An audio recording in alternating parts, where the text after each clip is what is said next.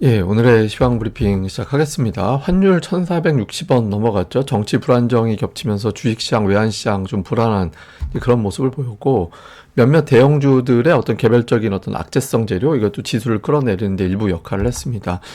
외국인 투자들은 코스피는 매수했는데, 선물은 팔았고요. 코스피 같은 경우는 장중 내내 매도하다가 동시효과의 매수 들어온 거죠. 그러니까 지수 올라갈 만한 수급상을 만들어내지 못한 그런 측면도 있고, 뭐 조선주, 통신장비, 뭐 엔터 정도 올라가긴 했지만 시가총액 상단에 있는 종목들이 밀리면서 전반적으로 지수도 밀리고 하락 종목 수도 훨씬 더 많은 이제 그런 모습을 보였습니다.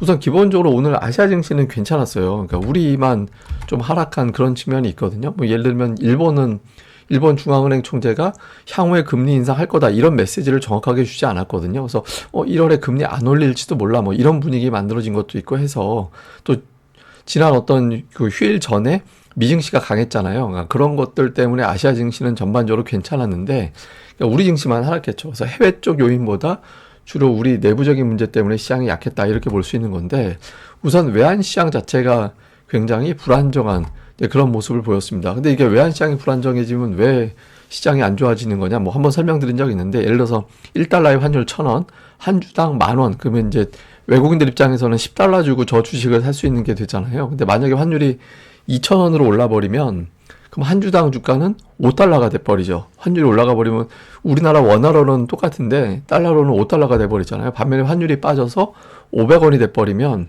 한 주당 20달러가 돼버리죠. 그러니까 외국인들은 환율이 올라가 버리면 그냥 가만히 앉아가지고 손실이 나버리니까 환율이 올라간다라는 것 자체는 우리나라 경쟁력이 떨어진다라는 거고 외국인들 입장에서는 그만큼 불안정하게 되는 거니까 기계적으로 선물 매도를 해가지고 좀 부담을 덜어내게 되거든요. 그러니까 선물 매도 나오면 주식시장은 하락하게 되는 거고 앞으로 지수가 빠질 거잖아. 그럼 지금 주식을 팔아두는 게 맞지. 이렇게 하면서 기계적인 매도가 나오게 되죠. 그래서 환율이 올라가는 환경에서는 기본적으로 지수가 올라가기 좀 어려운 그런 상황이 만들어지게 됩니다. 그리고 이제 대형주 몇몇 악재들도 있었죠. 특히 뭐 전기차 사업이 원활하지 않다 이렇게 되면서 에코프로, 에코프로비엠 이런 기업들의 신용 전망이 좀 부정적으로 단계가 내려가게 됐거든요. 향후에 이제 자금 조달하는데 이자 비용이 더 들어가게 되는 거고 또 신용등급 떨어뜨리는 이유로 전기차 시장 자체가 불안정하다. 뭐 기업들의 실적이 예전만 못해 뭐 이렇게 대놓고 얘기를 해버리니까 2차 전지에 대한 투자 심리가 별로 안 좋게 되는 그런 상황이 만들어졌죠. 이 부분이 이제 지수를 또 떨어뜨리는데 결정적인 역할을 했다라고 봐야 되고 오늘 삼성전자도 약했는데 이게 이제 오늘 장중에 나온 걸로 보면 저는 저 안에서 하이닉스라는 단어를 못 본 것 같은데 하여튼 블랙웰의 차세대 제품이 있는데 이제 블랙웰 차세대 제품을 만들어내는 과정에서 하이닉스하고 마이크론은 포함되는데 삼성은 제외된다 뭐 이런 내용들이 장중에 돌았거든요. 돌게 되면서 이제 하이닉스는 올라가고 삼성전자는 빠지고 그러면서 삼성전자가 53,000원 그리고 뭐 이게 120월선 굉장히 중요한 자리라고 말씀을 드렸잖아요. 혹시 또 그 라인 깨지는 거 아닌가?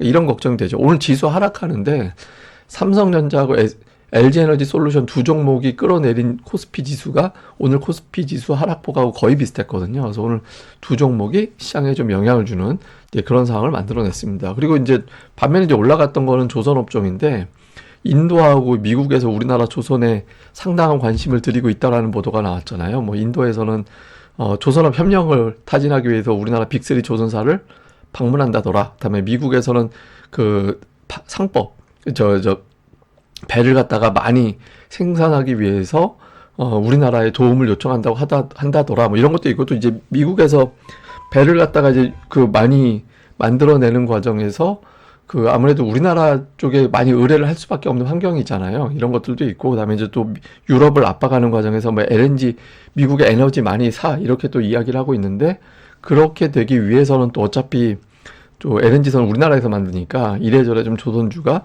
수혜를 받게 될 것 같다 이런 분위기가 만들어진 거죠. 이건 제가 잠시 한번 또 설명드릴 거고 그래서 그런 대로 이제 장중에 뭐 약보합권 정도에서 버티다가 이제 오후 들어서 정치 관련된 뉴스가 나오면서 이제 밀려버렸죠. 헌법재판관 임명을 보류한다라는 보도가 나오면서 그 뉴스 나오고 나서부터 지수가 더 빠졌거든요. 그래서 이제 요 뉴스가 오후에 뭐 연합뉴스 이런 데서도 이 보도 나오면서부터 지수가 밀렸다 이렇게 이제 코멘트를 하더라고요. 그래서 오후 들어서는 이제 요 뉴스 나오면서 결정적으로 지수를 이제 떨어뜨렸고 환율은 올렸고 그래서 좀 정치 변수가 주식시장의 어떤 주요 재료가 되는 그런 상황을 만들어냈던 게 아닌가 이렇게 이제 보여집니다. 자, 근데 오늘 특징 중에 하나가 시가총액 상위 종목에 변화가 생겼어요. 시가총액 탑10에 조선주가 들어왔거든요. 근데 제가 알기로 조선주가 시가총액 탑10 안에 들어온 적이 있었나 싶거든요. 그러니까 2000년대 초반에 그때 한참 막 중국 모멘텀으로 조선주들 강세 보일 때 그때 있었는지는 잘 모르겠는데 하여튼 최근 들어서 몇십 년 동안에 탑10 안에 조선주가 들어온 기억은 저는 없거든요. 그래서 어쨌든 이게 이제 조선주가 강했다라는 것도 있지만 다른 종목이 약해서 계속해서 이제 좀 내려간 것도 이유가 좀 있겠죠. 근데 어쨌든 조선 업종이 시가총액 탑10 안에 들어왔다라는 것도 이제 좀 주목해 볼 만한 변화가 생겼던 것 같습니다. 자, 수급에서는 뭐 외국인들 매도 비중이 2조 2천억밖에 안 됐잖아요. 그러니까 전체적으로 오늘 외국인들의 참여가 줄어들었는데 매도를 안 했다 하더라도 삼성전자를 매도했거든요. 오늘 삼성전자 700억 정도 이제 매도하면서 삼성전자 주가 하락하는데 어느 정도 영향을 줬죠. 이제 매수한 거는 보면 하이닉스 매수했고 다음에 조선주가 쭉 포진해 있었거든요. 다음에 이제 방산 관련주들도 있고 있는데 어쨌든 조선주가 많이 깔려 있었어요. 그래서 조선주에 대한 관심이 높아졌구나 이걸 보여주는 거고 기관 투자자들은 오늘 매수한 컨셉이 환율입니다. 환율. 환차익을 얻을 만한 종목군들 매수가 많았거든요. 예를 들면 뭐 자동차는 당연히 그게 들어가고 삼양식품 같은 경우도 해외 쪽에 K푸드 그래가지고 대표적인 환차익 환율 수혜주로 구분이 되는 종목이었거든요. 그래서 최상단에 보면 환율하고 관련된 종목군들을 많이 공을 들였고 그 다음에 뭐 일부 조선주라든가 이런 것들도 역시 좀 들어가 있었습니다. 근데 조선주는 좀 엇갈린 것도 있었죠. 다음에 코스닥 쪽에서는 뭐 외국인들은 이렇게 업종별 특징은 없었던 것 같아요. 그냥 저 신성델타테크 뭐 초전도체 관련된 뉴스 나와서 저거 들어간 거 이외에는 나머지는 업종 내에서 골라담기 형태를 보였고 기관은 이제 제약바이오 제약바이오 종목군들이 있었고 조금 하단 쪽으로 순위 바깥에까지 포함해서 보면 반도체 일부 이런 것들을 좀 선별적으로 담는 이제 그런 모습을 보인 게 특징이었습니다. 자, 뭐 시장을 좀 요약해서 보면 뭐 미국은 별개로 가기 때문에 그냥 미국을 보면서 우리는 이제 부럽다 정도 되는데 근데 그나마도 미국이 빠지면 여기서 또 골치 아프거든요. 그래서 계속해서 좀 올라가는 흐름이 나와주는 게 좋죠. 그러니까 최근에 애플 시가총액 4조 달러 되느냐? 다음에 최근에 상대적으로 강한 게 아마존, 알파벳이 강하고 브로드컴과 테슬라가 강하고 이런 특징이 있잖아요. 그러니까 이런 구도에서 우리 증시에 조금이라도 유리하려면 마이크론 테크놀로지가 좀 올라가 주는 게 유리하죠. 그러니까 요 구도대로 가느냐 아니면 좀 우리 증시에 조금이라도 도움이 되는 쪽으로 가느냐 요 흐름 중요하고 그 다음에 이제 배당 기준일이 넘어갔잖아요. 내일부터 금융투자가 이제 매도를 하게 될 텐데 그 배당 기준일이 좀 변경된 기업들이 많이 있어요. 뭐 예를 들어서 금융주나 통신주 일부라든가 이런 것들은 이제 내년 이후로 이제 배당 기준일이 넘어가 있어서 예전보다 그 금융투자의 연말 매수가 상대적으로 적었고 따라서 배당락이라든가 금융투자의 연초까지 어떤 매도 규모도 이전보다는 좀 줄어들긴 할 겁니다. 근데 이제 어쨌든 금융투자가 좀 매도 우위를 보일 거기 때문에 이제 외국인들 수급이 중요하고 또 하나는 주주명부 등재 피하는 개인 투자자들이 내일 이후에 또 매수 붙는 종목군들이 좀 나오게 되거든요. 그래서 코스닥 쪽에서 새롭게 매수가 붙는 종목들이 나올 수 있어서 이런 부분들은 좀 체크하면서 살펴봐야 될 것 같습니다. 그리고 좀 무서운 게 환율이죠. 지금 환율이 1,500원 쪽으로 가게 되면 우리 증시는 뭐 어떤 호재가 나와도 좀 버티기 힘든 그런 상황이 생길 수 있거든요. 그래서 환율이 여기서 좀 내려가주는 흐름이 나와줘야 투자들이 단타가 아닌 좀 안도할 수 있는 흐름이 나올 수 있어서 이 부분도 주목을 해봐야 될 것 같습니다. 근데 제가 마지막으로는 장중에 한번 텔레그램으로 보내드렸던 건데 제가 이렇게 지수를 한번 찾아보니까 2001년 코스닥 종가 이게 우리나라 지수가 코스닥 곱하기 10을 해서 이제 10배로 튕겨놓은 거거든요. 하도 낮아가지고. 근데 어쨌든 그걸 계산하고 보면 2001년에 코스닥이 722포인트였더라고요. 근데 오늘 670대잖아요. 그러니까 거의 23년 동안 코스닥 지수가 6.4%가 빠진 거예요.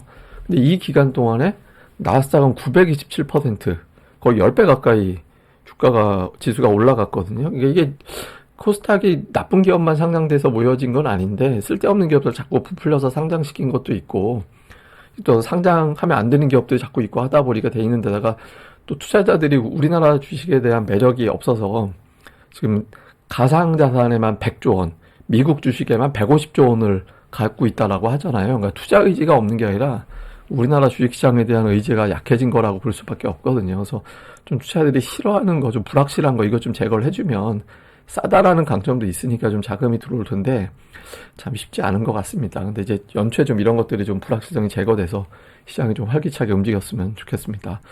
예, 그럼 또 하루 잘 보내시고요. 저는 다음에 뵙겠습니다. 이 방송 구독하기와 좋아요, 예, 꼭 부탁드립니다. 감사합니다.